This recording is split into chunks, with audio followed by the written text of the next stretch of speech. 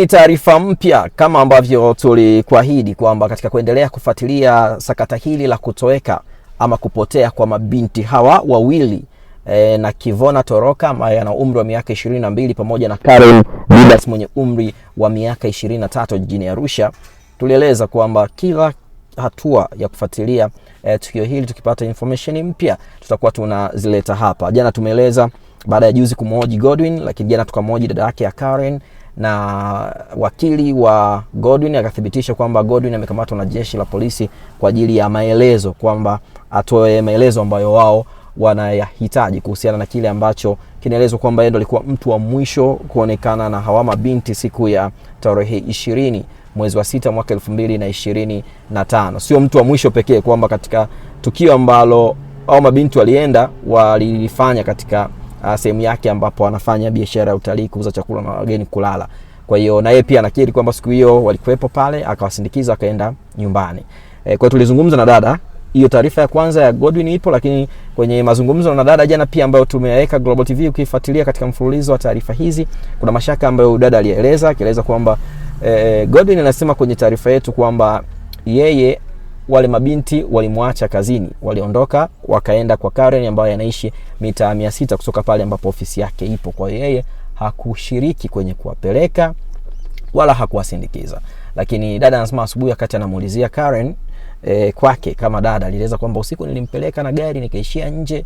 Kwa hiyo asubuhi nimemtafuta patikani. Kwa sababu sasa kwa nini hiyo taarifa hakueleza hivyo kama ambavyo vitu vingine alivieleza huko. Lakini pia kwenye kwenda polisi anasema kweli alieleza kwamba alienda mara kwanza alikataliwa kuchukulia maelezo kwa sababu sio ndugu, lakini hakumrudia kumueleza kama aliwahi kuhojiwa polisi kama ambavyo yeye alieleza kwamba baada ya siku 10 alivyoenda tena ndo akafanyiwa mahojiano hayo.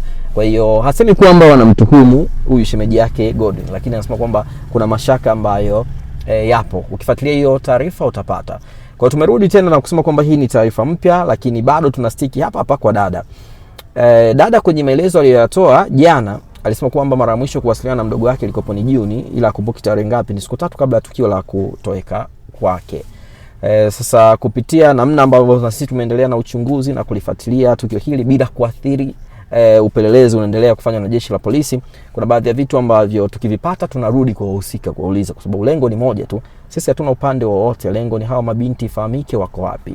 Kwa sababu katika hatua za sasa hivi kuna kesi ambayo ni dhana ya kesi, tunasema kisheria inaweza ikawepo ya hoji au ya kuwa na mashaka ya mtu kupotea ambayo inaitwa missing person.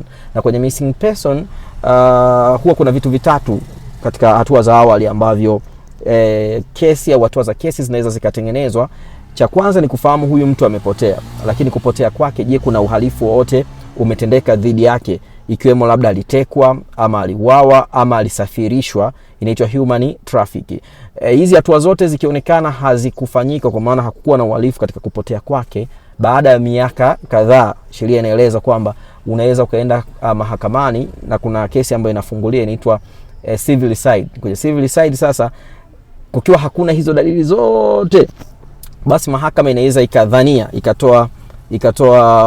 ikatoa hukumu, tuite hukumu, inaweza ikaeleza, yani mahakama inaweza ikaeleza kwamba huyu mtu inadhaniwa amefariki, kwamba sio amepotea, kwamba kutokana na hakuna dalili za kutekwa, kuuawa, kusafirishwa, basi inasema kwamba tunadhania huyu mtu amefariki. Kwa hiyo ndo hatua ya mwisho ikitokea kama mtu haonekani. Nataka tupate shule kidogo ya sheria hapo. Sasa katika hatua hizi za sasa, jeshi la polisi linachokifanya ni kuangalia kama kuondoka kwao au kupotea kwao mabinti kuna hivyo viashiria vya uhalifu, ikiwemo labda walitekwa, walisafirishwa, human trafficking, biashara ya kusafirisha watu labda nje ya nchi na vitu kama hivyo, na ya tatu ni hiyo ya kuuawa. Ndio moja kati ya vitu ambavyo huenda vinachunguzwa, japo jeshi la polisi bado halijaeleza kwamba uchunguzi huu umejikita katika engo gani zaidi. Sasa tukirudi kwenye issue ambayo inaleta habari ya leo ni kuhusiana na dada. Tumesema kwamba mara mwisho alisema kwamba aliwasiliana na mdogo wake June, lakini pia sisi kwa kuendelea kulifuatilia hili swala ili hawa watu tujue wako wapi, wako hai au vyovyote vile, tunaelezwa kwamba mara ya mwisho kuna namba ambayo iliwasiliana na dada pamoja na mama, na hiyo namba ilikuwa inatokea nchini Uingereza au ilikuwa inaonyesha kama ni nchini Uingereza. Na huyo mtu au hiyo namba ilikuwa inajitambulisha kwamba ni Karen yuko na Kivona, wawe na amani na nini, maisha yanaendelea na vitu kama hivyo, wako huko wanatafuta zao maisha, amepata bwana, vitu kama hivyo. Kwa hiyo hii jana hakuiongea dada yake. Kwa hiyo hii wakati tunazungumza na dada yake hakuizungumza. Kwa leo tunataka tujue, je, ni kweli hiyo namba ilikuwa inawasiliana nao? Lakini pia kuna fedha ambayo wao kama familia waliomba kupitia hiyo namba wakiamini wanawasiliana na Karen.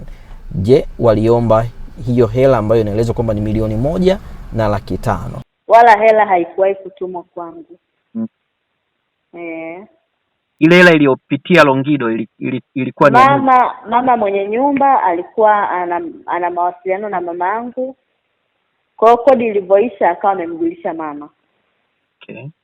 Mama akatuma message kwenye ile namba kwamba vipi kuhusu vitu vyako vya Arusha. Mama mwenye nyumba anasema kodi imeisha. Yeye sasa ndo ile namba ikatuma message kwamba nitatuma pesa ya kodi. Kwa hiyo ile namba pia tofauti na kuwasiliana wewe ilikopo inawasiliana na mama pia. Ndio, na mama na kuna rafiki yake mwingine tena ambaye ni rafiki wao wote wawili, Godwin na yeye, naye alitumia message. Kuwepo. Ndio maana msisitizo na hata kusisitiza kwamba mama anaumwa, ni kuna kitu mimi nilikuwa najaribu kukitafuta sana. Kwa sababu mdogo wangu na mama yangu, yani mdogo wangu anampenda sana mama yetu. Okay. Kwa hiyo hatukutegemea kama mtu ambaye mzazi wako anaumwa online. Na kabla ya hapo alikuwa mzima, sasa amekuwa mgonjwa. Unatumia picha mpaka amelazwa kitandani. Alafu you don't care. You are watching Global TV Online. Kuna hii milioni 1,500,000 ambayo ilitolewa. Hela ilitolewa kwenye M-Pesa kawaida ya namba iliyotumiwa. Ikalipwa kodi. Ambayo kwa hiyo ile itumwa direct kwa wakala.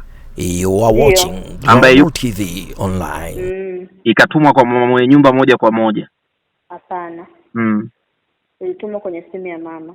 Simu ya mama. Ni mtu alikuwa anafahamiana na hiyo namba au ni mtu mlikuwa mnamfahamu pia? Huyu ambaye ni wakala.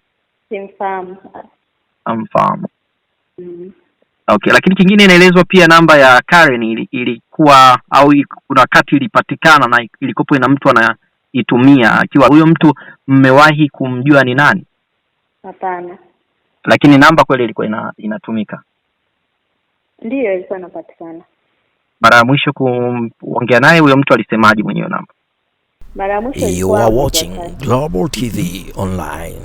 Huyo mtu alisema hiyo line aliyokota. Kwa hiyo twende tukaichukue. Na mimi hilo nilishalitolea taarifa polisi. You are watching Global TV Online. Oktoba 2025. Lakini sina kumbukumbu vizuri. Nakumbuka message ya mwisho kama sikutuma Oktoba, basi ni hapo Novemba, lakini sio nje ya miezi hiyo. Okay. You are watching na hata mara ya mwisho nakumbuka nazungumza na Karen ilikuwa ni Jumatano kabla ya hiyo Jumamosi, ndo huyo kijana akanipigia simu. Na mazungumzo yetu ilikuwa ni hayo mambo yake ya kwenda kutolewa mahari, sijui nini, ndio tulichokuwa tunazungumza. Kwa hiyo mimi kusema kabisa hivyo ndivyo Karen anavyochat. You are watching Global TV Online sana, lakini kuna ile sound tu mtu unaweza ukawa unasikia unasema ninamsikia fulani kama kwenye mazungumzo na nini. Mimi hiyo nimeitafuta sana, sijaipata kwa kweli. Kwa maana hamkuwahi kuwasiliana kwa sauti, ni message tu peke yake? Ni message tu peke yake, na tangu siku ambayo mimi nimeomba kwamba, kwa sababu nilimwandikia Karen, huyu ni wewe kweli mdogo wangu? You are watching Global TV Online. Kwa sababu wakati mimi namwandikia hiyo message mama alikuwa tayari keshapata stroke. Okay. Nikamwambia mama ni mgonjwa, jitahidi ufanye uwasiliane naye. Lakini ndo hapo yani hatujaje tena kuona message wala nini. Na yeye hapo alikuwa anasema ndo yuko Uingereza? Hapana. Alikuwa anasema yuko wapi? Message ya kwanza ilisema yuko Message ya kwanza Karen You are watching Global TV Online. Lakini hiyo namba ukiingiza inakuletea bendera ya United Kingdom, si ndio? Kama unayo hiyo namba, mimi najua unayo, kama umeona message namba unayo. Kwa hiyo ukiingiza tu nakuletea kwamba United Kingdom Global TV lakini Online. kwenye hiyo message kubwa iliyokuja inaeleza kwamba hawako tena aliniambia kwa sasa we are in UAE kwa sasa. You are watching Global TV Online. Wapo UAE kwa sasa. Na message ya mwisho ambayo unamwambia kwamba nitumie picha, nitumie na ulimwambia kwamba nataka ni proof kama ni wewe. Global TV Online. Tupigie video call mama awe na amani. Kuna message ulinitumia, sijaisoma, simu yangu iliharibika. Alafu baada hapo hatukuona kama na majibu yoyote alikujibu baada ya kumwambia kwamba kutumie hizo picha. Ndio ikawa mwisho wa kuwasiliana au mliendelea kuwasiliana kwa namna nyingine? Tuliendelea kuwasiliana. Kwa hiyo hakujibu ili au ilikuwa? Hiyo aliskip. Akaniuliza kwamba vipi hali ya mama, is it urgent? You are watching Global TV baada ya kusoma hiyo message ya mama. Okay. Lakini ukiangalia huku chini kama una message zingine ninamuuliza, ninamwambia fanya uwasiliane na mama anaumwa. Nimeiona hiyo. Kwa hiyo ndio hivyo, yani na kama una hiyo yote unajaribu kuona jinsi nilivyokuwa najaribu kupiga hizo simu kabisa. Najaribu kucall mtu apokei.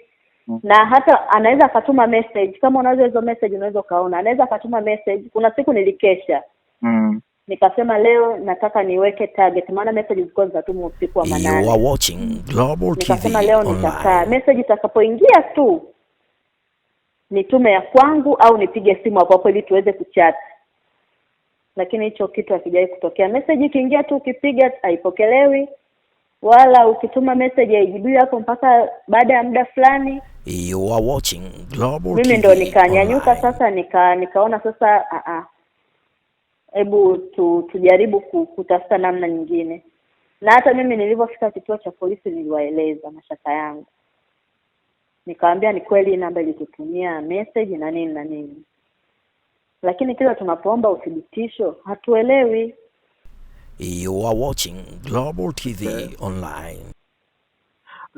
Na kuhusu kuchukua vitu vyake na kuvirudisha nyumbani, ni kitu ambacho mlijadiliana au baada tu ya kuona sasa hapokei na simu tena mwasiliane ndio mkaamua kuchukua vitu na kuvirudisha nyumbani?